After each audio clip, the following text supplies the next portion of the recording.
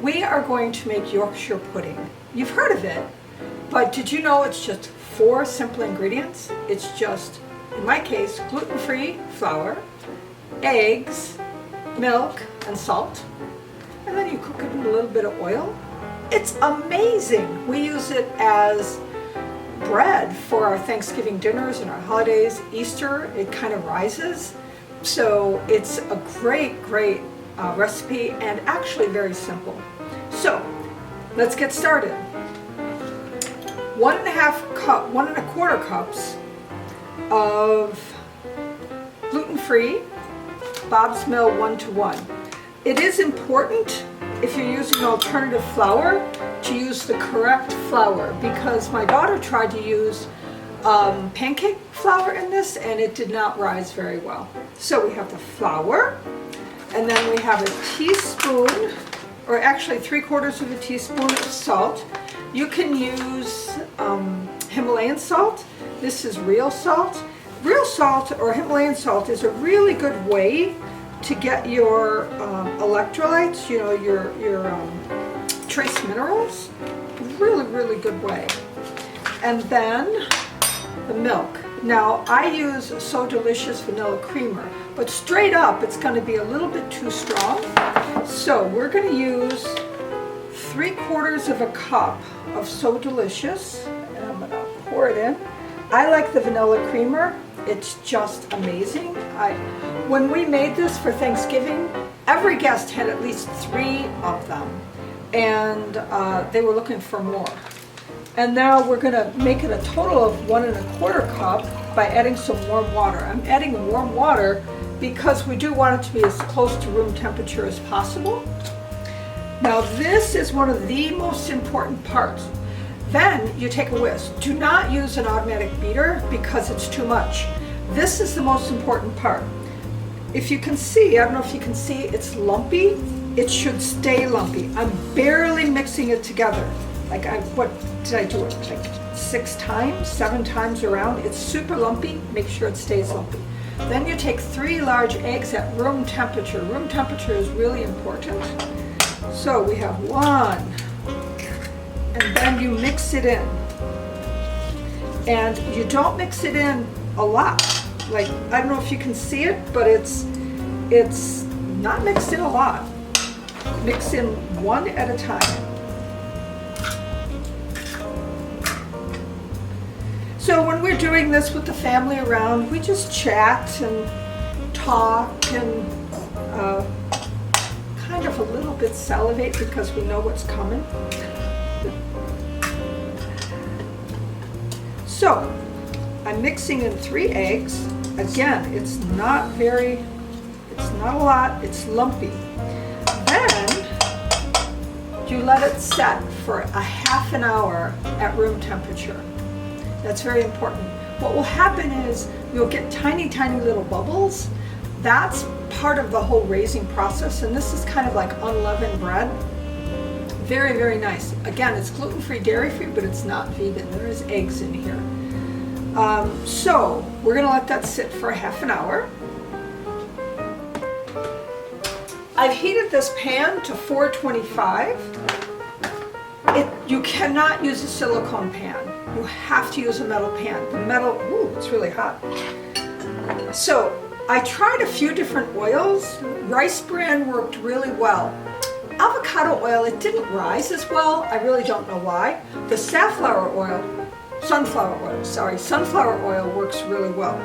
You put a teaspoon of oil in each hot pan, in each hot muffin pan.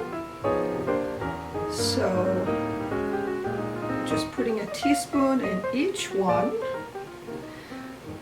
While when you make these, people will scarf them, especially fresh out of the oven.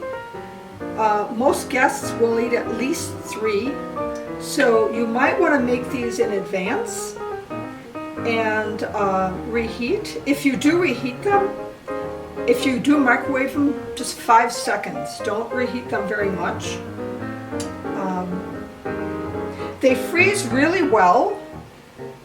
You can also refrigerate them for about 2 to 3 days. They're great. We take them out for breakfast. We have an egg and this and maybe some green juice for breakfast, and of course a cup of coffee. So I have a teaspoon in each cup. Now you put it back in the oven for at least 7 minutes. And it's hot, so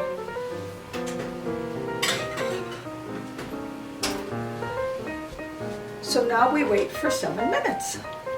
So it's been 30 minutes that this has been sitting, and it's got lovely little bubbles. It looks like a milder version of when you make pancakes. You know how when you make pancakes, you know those little bubbles there just before you, but these are much smaller. So I'm going to make some room here, and we're going to need this oil. And we're going to take this very, very hot pan. The oil has been getting very hot in the oven for at least 7 minutes. And now this is the really cool part. So take a spoon, and it will still be lumpy. You fill each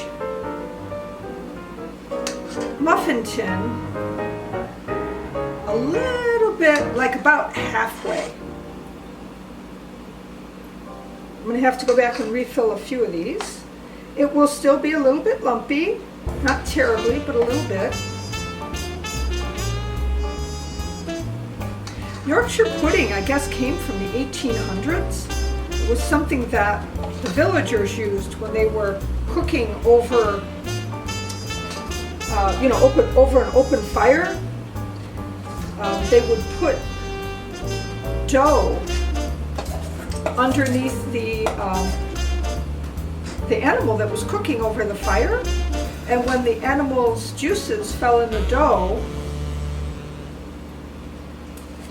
it would absorb and actually for a meat eater be very nutritious, almost like a bread stew. Delicious in this way. So here we are. They're all in. Now we're going to put it back in to the oven. I want to make sure it's very hot. I don't want to burn myself.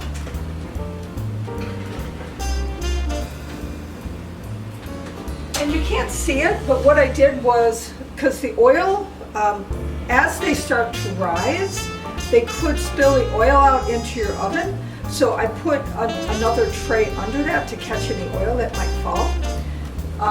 And I usually have to clean that tray, just get some oil off. So I would put something under it. After you put it in the oven, you have put something underneath it. Bake it for 20 minutes at 425.